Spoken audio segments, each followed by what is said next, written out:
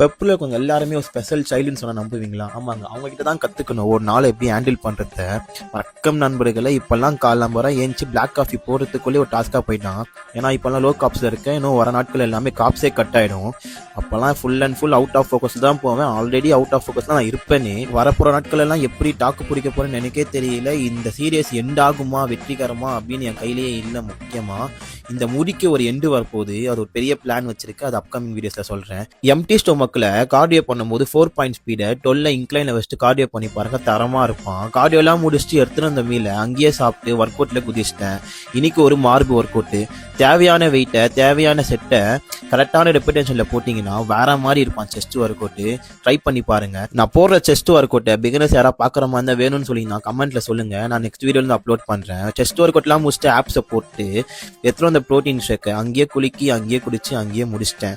இப்போல்லாம் பார்த்தீங்கன்னா protein intake ஒரு 15 மினிட்ஸ்க்குள்ளே இருக்கணும்னு சொல்லிட்டு நானா பண்ணிட்டேன், அங்கேயே கலக்கி குடிக்க ஆரம்பிச்சிட்டேன். வீட்டுக்கு வந்துட்டு ஃபர்ஸ்ட் மீல சப்பாத்தியும் சிக்கனையும் வச்சு சாப்பிட ஆரம்பிச்சிட்டேன். இப்போல்லாம் பார்த்தீங்கன்னா லோ கார்பில் இருக்கிறதுனால டைம் ரொம்ப பற்றாக்குறையா இருக்கு, ரொம்ப டைம் எடுத்துக்குது. அதனால என்னோட கேப் எல்லாம் மிஸ் பண்ணிடுறேன், பைக்கிலே போக ஆரம்பிச்சிடுறேன்.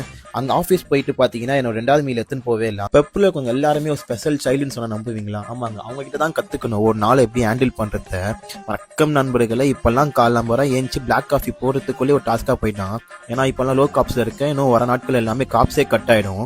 அப்போல்லாம் full and full out of focus தான் போவேன். ஆல்ரெடி அவுட் ஆஃப் ஃபோக்கஸ் தான் நான் இருப்பேனே. வரப்போகிற நாட்கள் எல்லாம் எப்படி டாக்கு பிடிக்க போகிறேன்னு எனக்கே தெரியல. இந்த சீரியஸ் எண்ட் ஆகுமா, வெற்றிகரமா அப்படின்னு என் கையிலேயே இல்லை. முக்கியமாக இந்த முடிக்கு ஒரு எண்டு வரப்போகுது, அது ஒரு பெரிய பிளான் வச்சிருக்கு, அது அப்கமிங் வீடியோஸில் சொல்கிறேன். எம்டி ஸ்டொமக்கில் கார்டியோ பண்ணும்போது 4 பாயிண்ட் ஸ்பீடை 12 இன்க்ளைனில் வச்சுட்டு கார்டியோ பண்ணி பாருங்க, தரமாக இருப்பான். கார்டியோலாம் முடிச்சுட்டு எடுத்துகிட்டு வந்த மீலை அங்கேயே சாப்பிட்டு ஒர்க் அவுட்டில் குதிச்சிட்டேன்.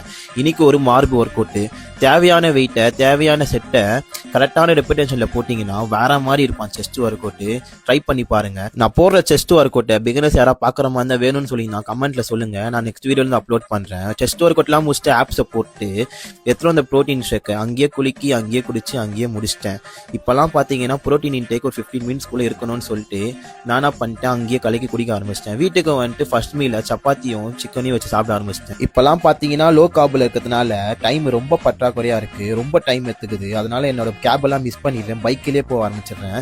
அங்கே ஆஃபீஸ் போயிட்டு பார்த்தீங்கன்னா என்னோட 2வது மீல் எடுத்துன்னு போவே இல்லை, அங்கே இருக்கிற பேலன்ஸ் மீலை வாங்கி சாப்பிட்டேன். அதுக்கப்புறம் நாளைக்கு பார்ப்போம்டா, பாய்ஸ்.